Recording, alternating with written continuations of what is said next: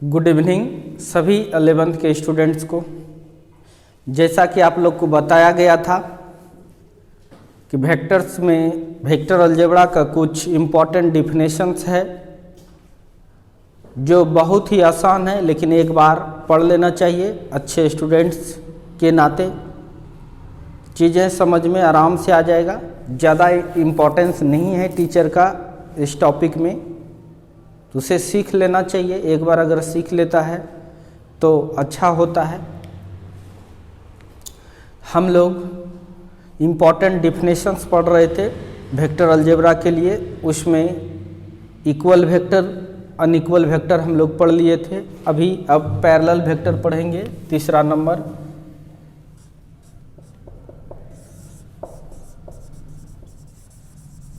Parallel vector, समांतर सदिश, ये किसको कहते हैं वो देखते हैं। तो इसके नाम में ही डिफिनेशन छुपा हुआ है, ठीक है। If the direction of two or more than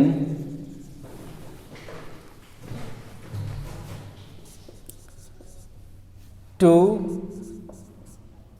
vectors are same, then it is called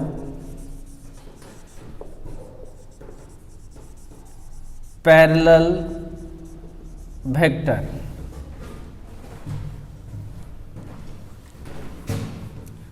to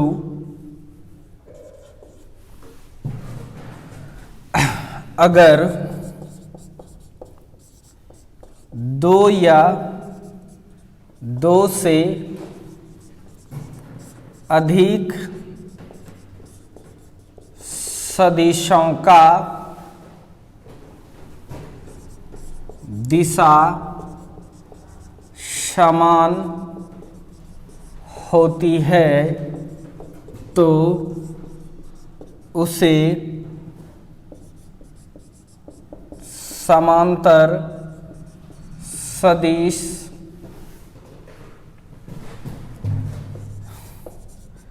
कहा जाता है। आसान है। जैसे सपोज डैट एक एग्जाम्पल ले रहे हैं, एक वेक्टर है ये ए और दूसरा वेक्टर है ये बी, तो ये भी आपका पैरेलल वेक्टर है ए और बी। दूसरा इस तरह से भी है, अगर यदि है एक वेक्टर ये ए है, दूसरा वेक्टर ये बी है, ये भी आपस में पैरेलल है, क्योंकि डायरेक्शंस दोनों का सेम है। इसीलिए ये नहीं कि लाइन समझेंगे कि ये लाइन पैरेलल है, नहीं, ये भी पैरेलल है। अगर दो वेक्टर या दो से अधिक वेक्टर का डायरेक्शन सेम होगा तो वो पैरेलल कहलाएगा। अब चौथा नंबर एंटी पैरेलल।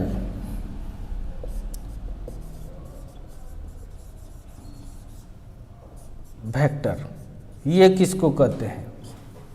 डायरेक्शंस अगर सेम नहीं रहेगा तो एंटी पैरेलल होगा, या डायरेक्शंस अपोजिट रहेगा। If the direction of two vectors are opposite to each other,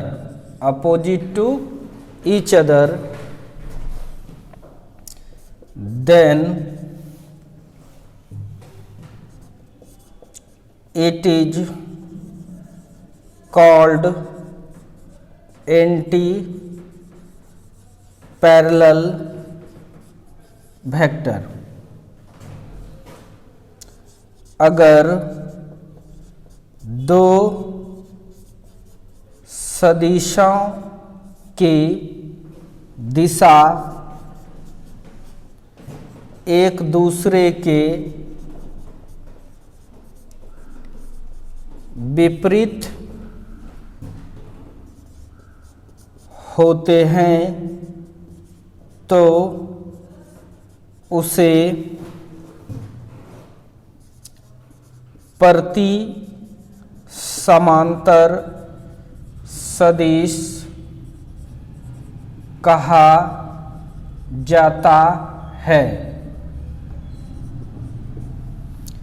कहा जाता है। जैसे एग्जाम्पल लीजिए, एक वेक्टर है ये ए, एक वेक्टर लीजिए ये ए, और दूसरा वेक्टर ये लीजिए बी। एक दूसरे के अपोजिट है, इसीलिए इसको एंटी पैरेलल बोला जाएगा। दूसरा आप लीजिए, ये वेक्टर है ए और दूसरा इधर से आ गया ये बी, ये दोनों भी एंटी पैरेलल ही वेक्टर है। इसको फटाक से लिखिए, वीडियो को पॉज कीजिए और लिखिए।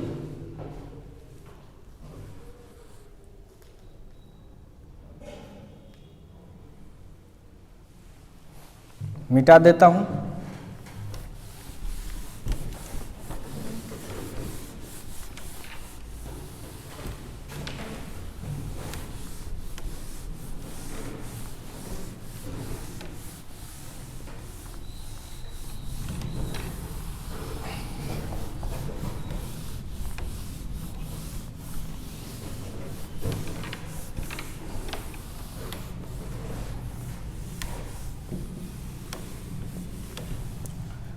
पांचवा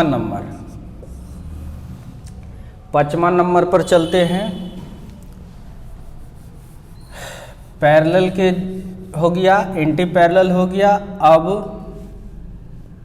नॉन पैरेलल वेक्टर किसको कहते हैं? होता असमांतर सदिश। असमांतर सदिश किसको कहते हैं ये देखते हैं। When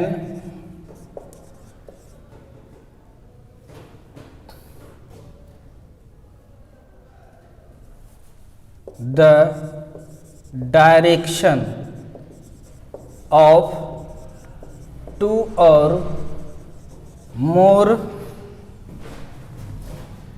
than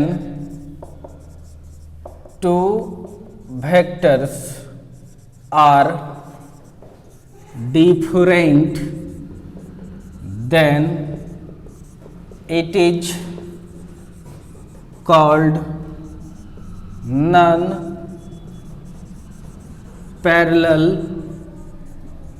vector। जब दो या दो से अधिक सदिशों की दिशा समान नहीं होती है तो उसे असमांतर सदिश कहा जाता है। बिल्कुल आसान है ये। जैसे एग्जाम्पल में आप देखिए कि कोई ये वेक्टर है ए और दूसरा वेक्टर है ये बी, डायरेक्शंस अलग है, ये भी आपका नॉन पैरेलल में आ जाएगा। कोई वेक्टर मान के चलिए है ये ए और ये है दूसरा बी, इसको नॉन पैरेलल ही कहेंगे और एंटी पैरेलल भी कहेंगे। जिस तरह सोचना है आप सोच सकते हैं, ये भी बना सकते हैं। ये ए है और ये बी, ये सब क्या है? नॉन पैरेलल वेक्टर है। तो जल्दी से लिखिए, इसको मिटाऊंगा।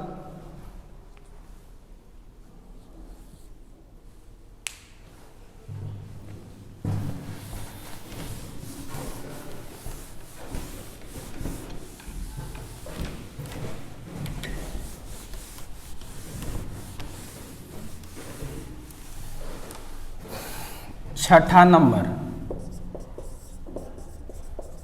पॉजिटिव वेक्टर मतलब धनात्मक सदिश। देखिए ये क्या है, if the direction of A vector along the positive axis, then it is called positive vector। अगर किसी सदिश की दिशा धनात्मक अक्ष के अनुदिश होती है तो उसे धनात्मक सदिश कहा जाता है।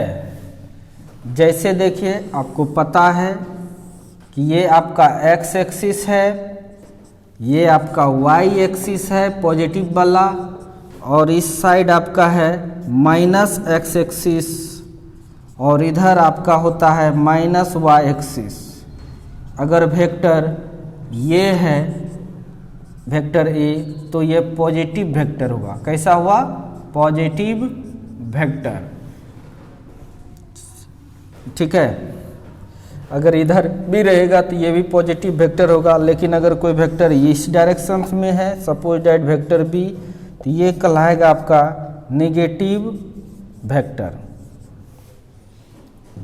तो इसका भी डिफिनेशन लिख ही देते हैं। 6 के बाद 7 नंबर, नेगेटिव ये सब पूछ देता है। ठीक है, और चीज़ें बिल्कुल हल्का रहता है। बच्चा अगर देखा नहीं रहता है, सुना नहीं रहता है, तो उसको लगता है कि क्या चीज़ है ये। इसीलिए हम ऑफ टाइम में आप लोग को पढ़ा रहे हैं ये नेगेटिव वेक्टर, ऋणात्मक सदिश। ये किसको कहते हैं देखते हैं। लिखेंगे if the direction of A vector is along the negative axis, then it is called negative vector. अगर किसी सदिश की दिशा नेगेटिव अक्ष के अनुदिश होती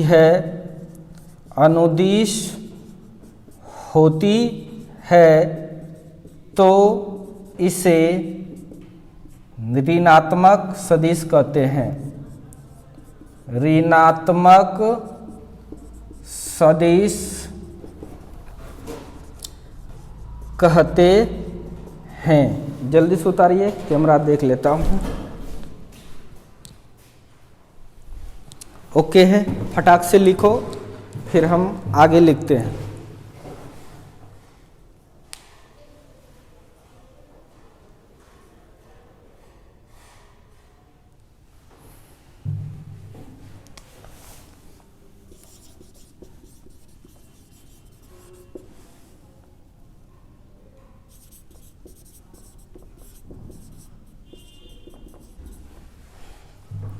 चलिए, लिख लिया होगा।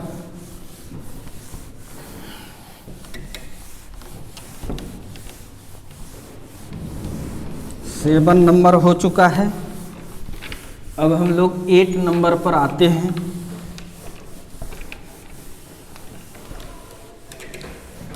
सेवन के बाद हम लोग चलते हैं 8 नंबर पर, और ये होगा करेंट वेक्टर।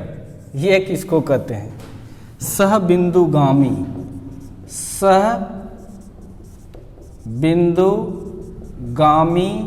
सदिश। ये क्या है? ये देखिए, समझ जाओगे तुरंत। जैसे कोई वेक्टर है ये ए, दूसरा ये वेक्टर है बी, तीसरा ये वेक्टर है सी। एक पॉइंट पर कटता है अगर सभी वेक्टर, तो उसको हम लोग कनकरेंट वेक्टर कहते हैं। देखो तीनों कटा एक पॉइंट पर। If 2 or more than 2 vector are passing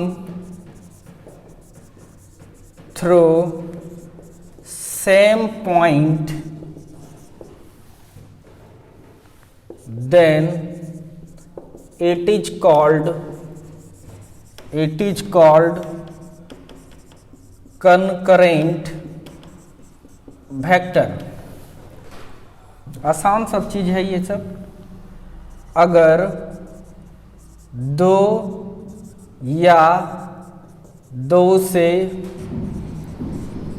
अधिक सदिश समान बिंदु पर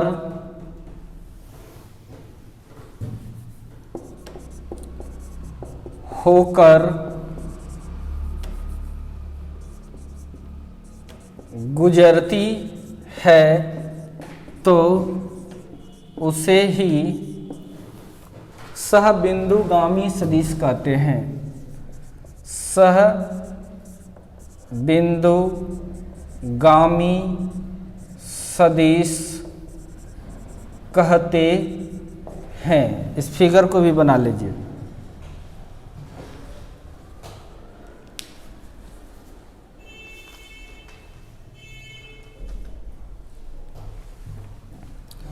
आई होप बना लिया होगा। पॉज करके भी बना सकते हैं।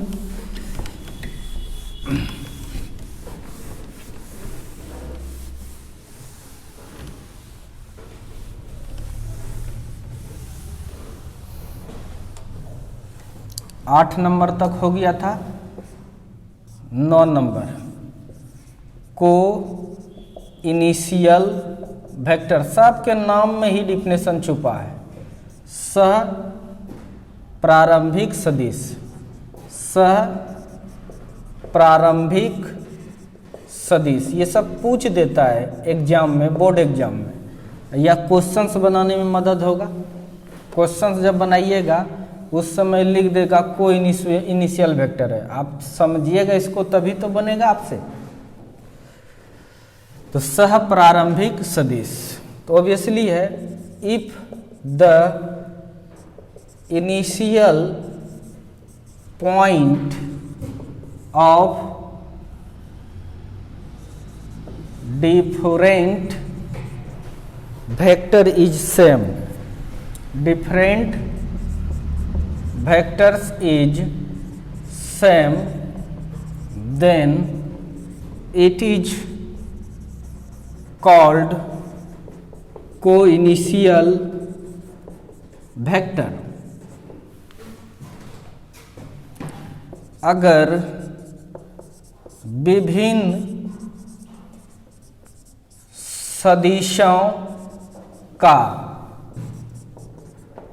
प्रारंभिक बिंदु, विभिन्न सदिशों का प्रारंभिक बिंदु समान होती है तो इसे सहप्रारंभिक सदिश कहते हैं।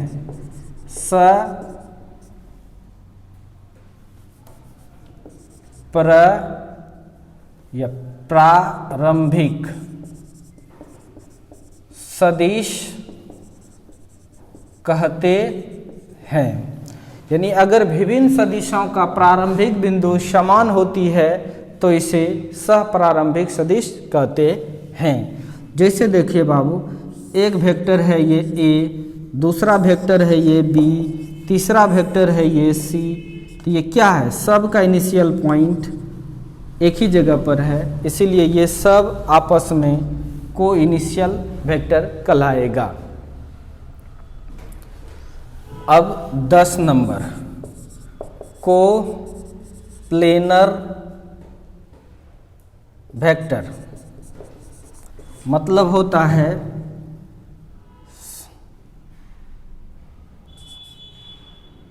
सह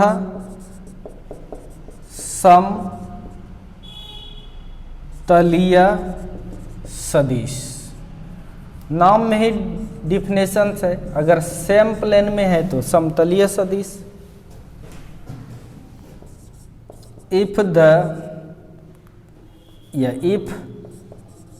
to or more than two vectors lies in same plane, then it is called coplanar vector. It is called coplanar vector. अगर दो या दो से अधिक सदिशें दो या दो से अधिक सदिशें समान समतल में रहता है तो उसे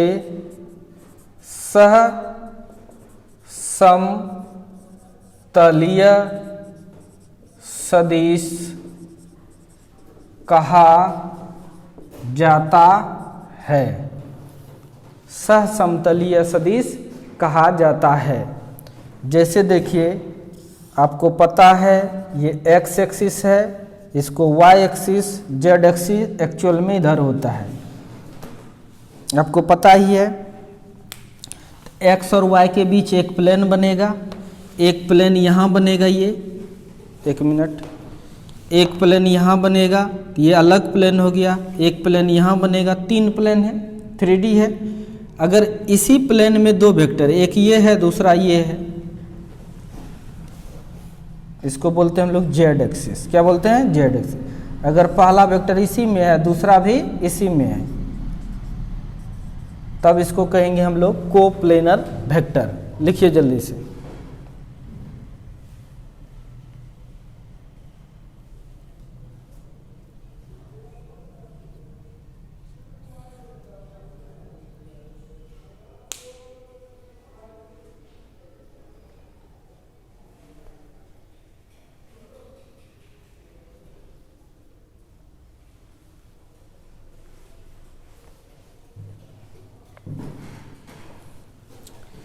लिख लिया होगा।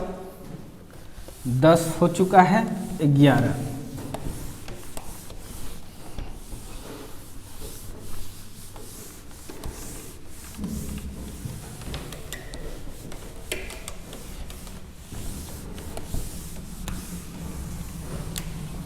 ग्यारह number,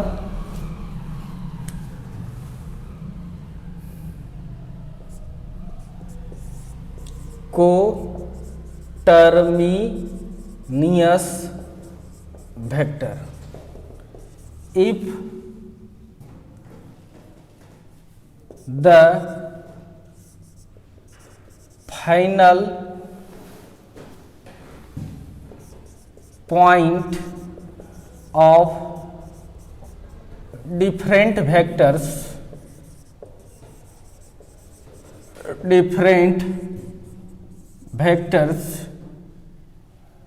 are in same point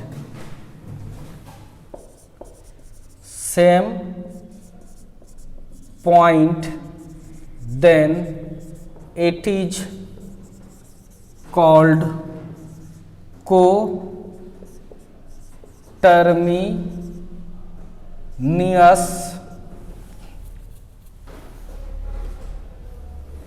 vector. यानी कहेंगे यदि विभिन्न सदिशों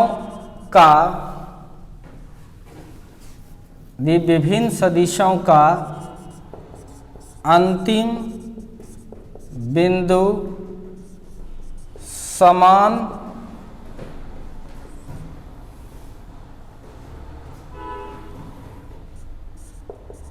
बिंदु पर मिलती है तो इसे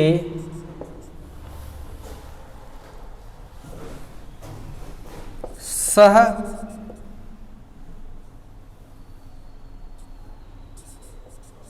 समाप्त सदिश कहते हैं। एकदम है, कोई सपोज डेट ये वेक्टर है ए, मिल गया, दूसरा वेक्टर का भी यहीं पर मिला अंतिम बिंदु, तीसरा वेक्टर का भी यहीं पर मिला। इसका मतलब सबका क्या हो रहा है, अंतिम बिंदु जो है वो एक ही जगह पर मिल रहा है, इसीलिए ऐसा वेक्टर रहेगा तो कोटर्मिनियस वेक्टर कहलाएगा। कोई दिक्कत नहीं है, नोट कीजिए।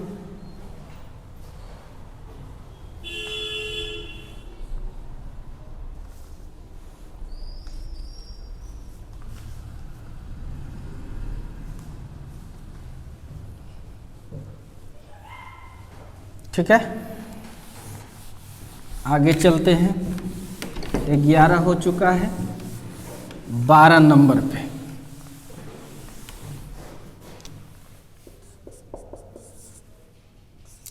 को नॉन प्लेनर वेक्टर।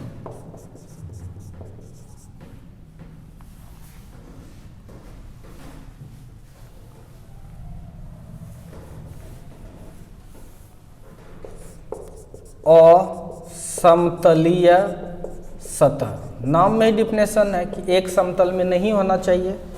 जैसे देखिए, आपको पता है कि ये x है और ये y एक्सिस है, तो एक इस प्लेन में है कोई वेक्टर सपोज डेट a, तो दूसरा ये z इस प्लेन में, ये z है, तो मानिए इस प्लेन में है वेक्टर b, तो इसका मतलब ये क्या है, असमतलीय सदिश कहते हैं। If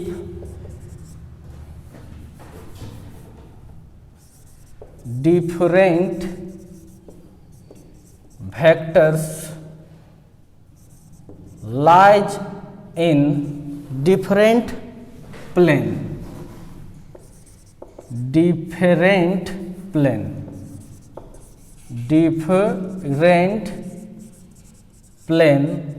then it is called non planar या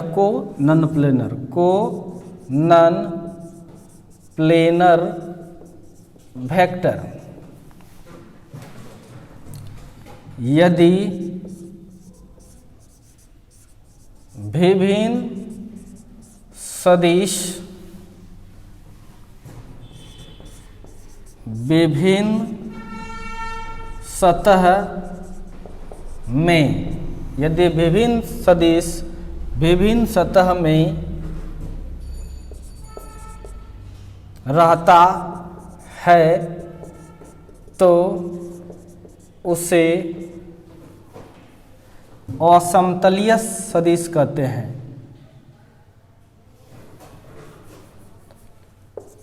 सदिश असमतलीय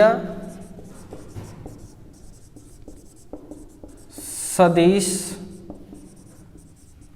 कहते हैं। तो आई होप आपको समझ में आ गया। फटाक से लिखिए, थोड़ा इंक का कमी हो रहा है।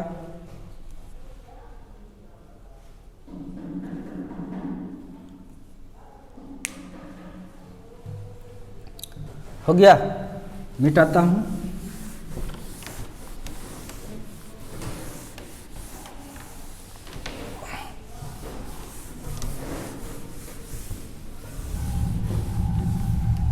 देखिए पेन देखते हैं कि नहीं।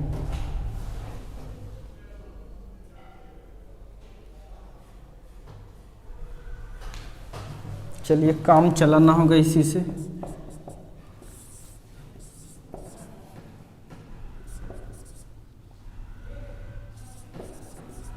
ऑर्थोगोनल वेक्टर किसको कहते हैं? ये सब वर्ड यूज होगा जब हाई लेवल का हम लोग न्यूमेरिकल सब बनाएंगे, या जब आप बनाइएगा तब। लंबवत सदिश एक बार जरूर पढ़ना चाहिए ताकि किसी भी जानकारी से आप वंचित न रह जाए। If two or more than two vectors are perpendicular to each other, then it is called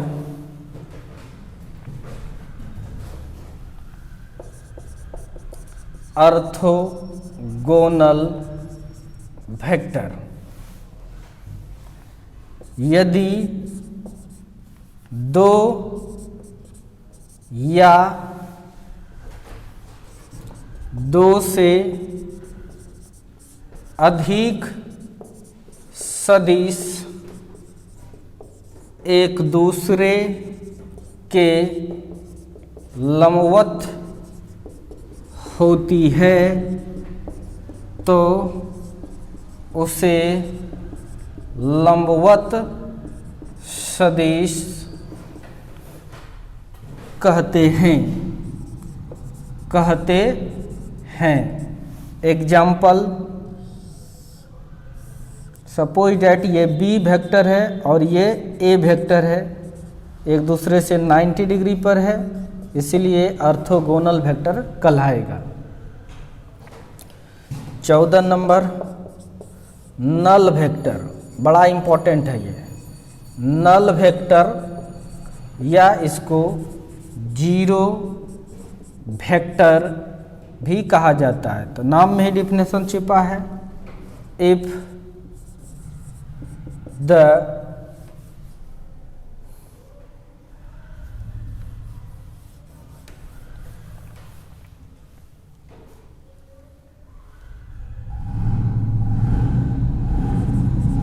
magnitude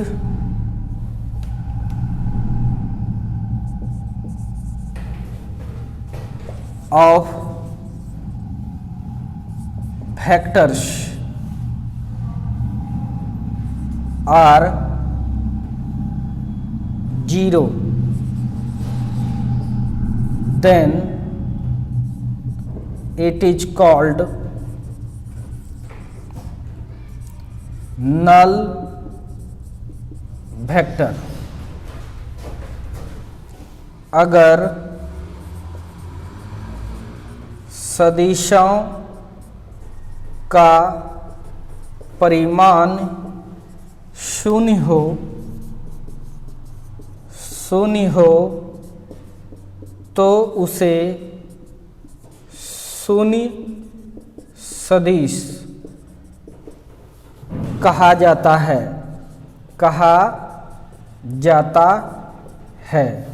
जैसे एक एग्जाम्पल खूबसूरत सा, कि जैसे कोई ये बॉडी है, सपोज डैट कोई आदमी F1 इक्वल टू 10 न्यूटन से इधर खींचा और इधर खींचा F2 इक्वल टू 10 न्यूटन से ही अगर नेट फोर्स कहें F नेट, तो ये क्या हो जाएगा? जीरो। यानी ये जो है ये जीरो वेक्टर है।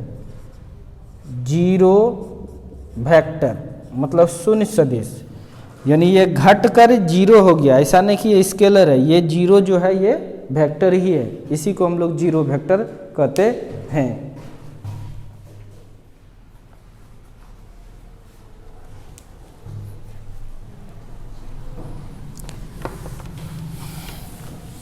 तेरह 14 हो गया है।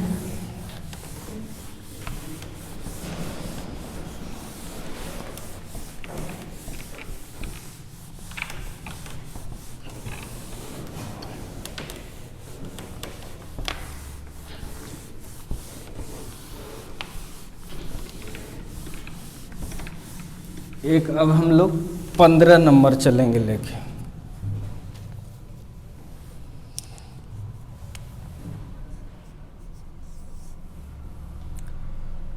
Unit vector. यूनिट वेक्टर इकाई सदिश, इसको डिटेल्स में और बाद में पढ़ाएंगे, अभी बस जानिए the vector whose magnitude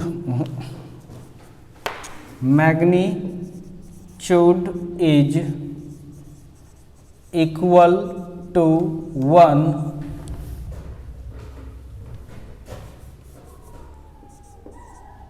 unity लिख देते हैं। The vector whose magnitude is equal to unity and having fixed direction then it is called unit vector। वह सदिश जिसका परिमाण एक एवं निश्चित दिशा हो उसे एकांक सदिश कहते हैं। क्या कहते हैं उसे? एकांक सदिश कहते हैं। ध्यान से देखिए, जैसे कोई एक वेक्टर ले लेते हैं, सपोज ये वेक्टर है ए, ये वेक्टर आपका है ए। एकांक अगर लेते हैं छोटा सा यूनिटी, तो इसी को बोलते हैं वेक्टर ए। इसका मान 1 होता है। इसका मान क्या होता है? 1। ए लिख कर यहाँ कैप लगा दिए, यानी यूनिट वेक्टर हो गया। ये एरो है, इसका मतलब होता है 1। तो ये है यूनिट वेक्टर। अब एक ठो और पढ़ा देते हैं, 16 नंबर, कोलिनियर वेक्टर, संरेखीय सदिश। If the angle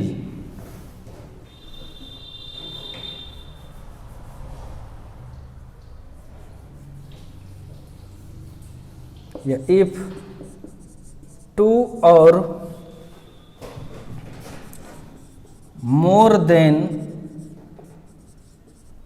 2 vectors, if 2 or more than 2 vectors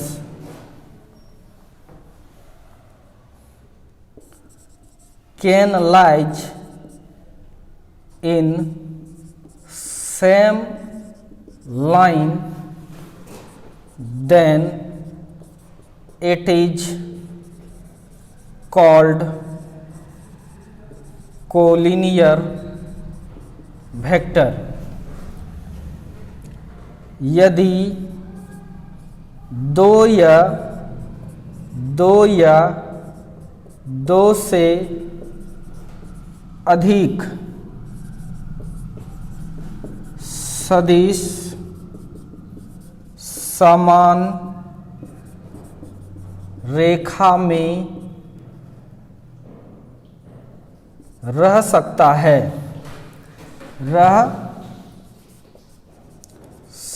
है तो उसे संरेखीय सदिश कहते हैं। जैसे बच्चों देखिए, ये एक एग्जाम्पल ले रहे हैं।